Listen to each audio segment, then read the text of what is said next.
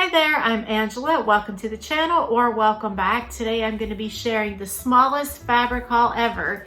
I have one piece to share with you. If that sounds interesting, stay tuned. So before we get to the fabric, just a little bit of background. You know me, I always have to give a little bit of background. So my husband and I were out of town this past weekend. We spent the whole weekend doing very fun activities with family and friends. We had a blast. One of our good friends was celebrating his 50th birthday. So there were a lot of events and festivities. Like, it was a weekend long party and we had a great time. On our way into town, we had driven by a Joann Fabrics. Now, this is a very small college town. There's not a whole lot of shopping there. There's your basics like Home Depot, some grocery stores, but they did have a Joann's, and I noticed it as we were, because there's like one road in town and one road out, one of those kind of towns, at least from the direction that we were coming. So I did happen to notice that there was a Joann's. So during a lull in all the festivities, we were kind of waiting on the rest of the group to gather for brunch on Sunday morning. I talked my husband into driving down to that Joann's, which was only a couple of miles from our hotel. So we went there, and I didn't have a whole lot of time, just maybe 15 minutes. We were trying to pass the time while waiting for like the brunch to start. So I immediately kind of went to the garment fabric, the apparel fabric, and looked at the markdown section. I wish I had had a lot more time to browse around just to see if the fabrics that they are carrying in this little small town Joann's, the Joann's wasn't small, by the way. It was a decent Joann's. The town is kind of small. So I was kind of wondering, do they have the same fabrics as my Joann's and things like that? But I didn't have that much time, and I didn't want to bore my husband to tears. So I went over to the markdown section of the garment fabric, and my eye immediately went to this fabric here, which I'll show you more here in just a second. So it was marked down half off, which took it to $8 a yard, which I was fine with.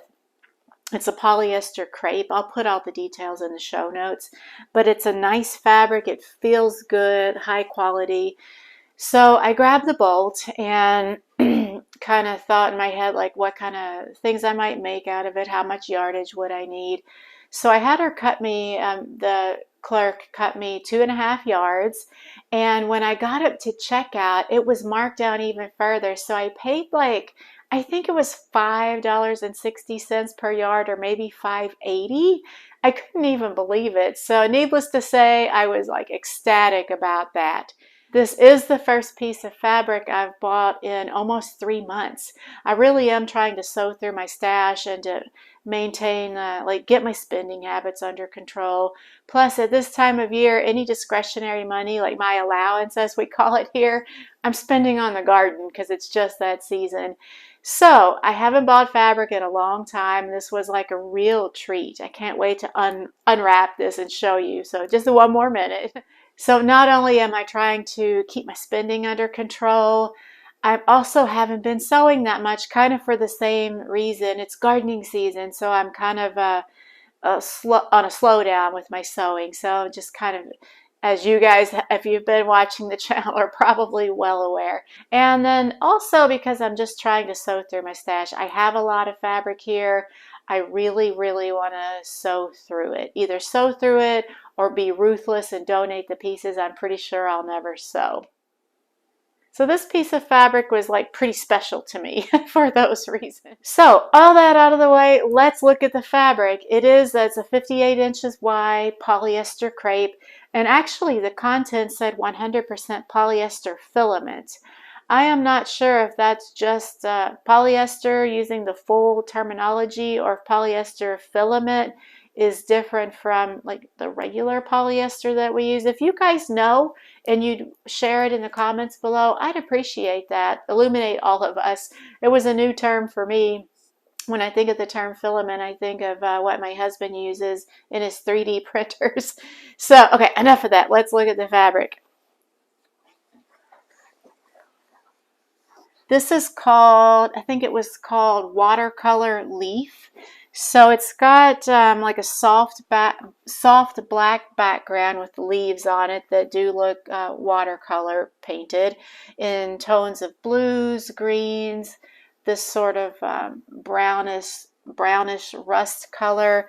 I thought it was just so gorgeous. Let me just hold it up in front of the whole camera here so you guys can see it.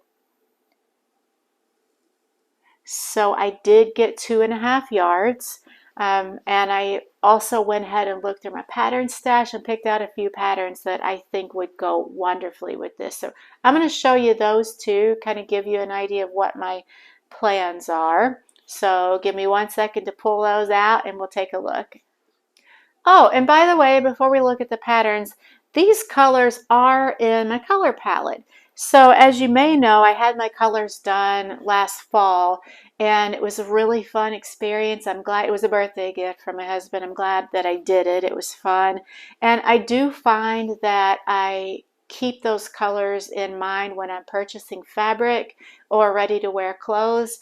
I'm not 100% adherent to it. I do try to stick pretty closely to it though. If there's something I see, like a garment or fabric that's not in my colors, but I love it, I'll go ahead and get it anyway. But generally, I try to stick to my colors. I don't know, what do you guys think? Does it suit me? And the funny thing is there are a lot of blues and greens in my color palette, and I never was much of like a blue person until now. I'm kind of slowly putting blue into my wardrobe, although for many years I've worn all shades of green except for maybe lime green. I love green. My eyes are mostly green, so I wear a lot of green because of that reason. But I'm also trying to add more of the blues in. I think it looks all right. What do you guys think? It's so hard to tell these things on yourself. At least for me it is. So that's kind of why I wanted to have a color analysis done. Luckily, most of the colors I already wear and love were in my palette, at least to some degree. So I'll put a link to that video up here in case you're interested, the one about my color analysis process, just in case you're interested or on the fence about that. So, okay, that out of the way, enough about that. Let's look at the patterns. So I did find a few. And the first one is McCall's M8104, and I'm looking at this dress here. I think from what I recall, I have exactly enough to make this dress. How pretty is that? Yeah. Show you the line drawings. And this pattern was printed, published in 2020, so it's fairly new, definitely still available. And the next pattern is a Butterick. It's 4335. This is an oldie. Check that out. Let me look at the copyright. It may not be that old. Oh yeah, it is 1996. Yeah, that's getting pretty far back in time there. But what I'm thinking is this View D dress. And at first I wondered if crepe would do because this seems like it's a little more structured maybe. But crepe is one of the fabrics. It says lightweight crepe. So I'm good for it. I love that dress and I've not made this pattern before. Let's see how much fabric D calls for. 2 1/8. So I would definitely have enough to make that dress. You can tell this is a 90s pattern. I love the 90s. You may have heard me say that like more than once on the channel. I loved the 90s and I look back on the 90s with a lot of fondness. Just everything, the music, the sewing patterns. Yeah, so all in all, I love 90s clothing. And if I make this one, I'll definitely trace this pattern because if I wanted to buy it now, I'd have to, you know, buy it on Etsy or eBay and pay a hefty price for it, which might have been what I did with this, although I do have a lot of patterns from the 90s that I bought brand new just because I was in my 20s in the 90s, and that's when I learned how to sew, or taught myself mostly how to sew. So I went crazy buying all kinds of patterns. Plus I worked in a fabric store, which certainly helped with the pattern buying. Then the next pattern, this is the last one that I thought might look good with that crepe fabric, and it's not a dress. I thought maybe some other type of garment would do that fabric justice. And what about these pants? Yes, how about that? Crepe is one of the fabrics here. Well, sort of. Close enough. Challis, georgette, linen, and file. If you could use challis or georgette for this, I think you can definitely use a crepe for it. And then it gets down into which legs do I like best as far as the fullness. And I haven't really narrowed it down with a preference yet or not. I have enough fabric to make any of the pants on here. So I will have to figure that out if I decide to go with this. It's Butterick B6750. I think I didn't say that yet. And this was published in 2020, so it's fairly new. I'm sure it's still available as a new pattern. You could pick it up on the $1.99 sale. Yeah, and they're just elastic waist. So easy, easy, easy. And it looks like they do have pockets, so that's always as you can see there, that's a bonus in my book. I like this. I like this look that she has, or that they have. So what do you guys think about pants out of this fabric? It feels like this might be more suited to a dress, but you never know. I'm not sure.